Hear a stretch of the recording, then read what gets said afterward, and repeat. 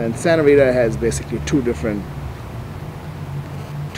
valleys. One is the Highway 246, where you have the famous vineyards of Melville and Clos Pepe, among others, and that's predominantly on sand, loamy sand soils.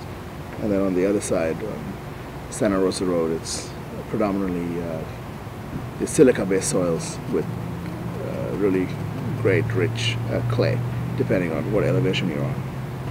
The wines from Highway 246, where there's more sand, the wines are a little more opulent, a little more fruit. And, ripeness is, you get green flavors if you pick them too early.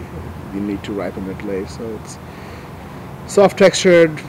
Tannins are pretty soft and delicate. And then on the Santa Rosa Road, depending if you're on clay or what level of active silica you're on, if it's like diatomaceous or more like shale, you have much more crunchiness, much more firmness, more tannins, a little more acidity. It's a great place to grow Chardonnay and Pinot Noir. The vines like it. The vines, don't need to be, on the right rootstock. Or, for example, in San Benedict, there's no rootstock, and it was farmed in '71, dry farmed and organic. So it can happen.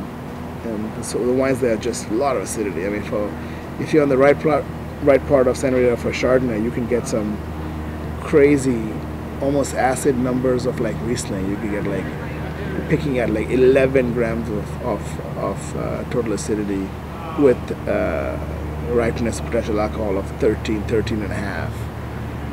We once made a wine at almost 14 degrees of alcohol. It was 13.9.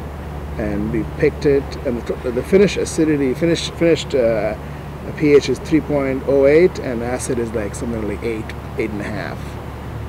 After complete malolactic. So, no, it's if you like acidity, that's the place to grow Chardonnay and Pinot Noir.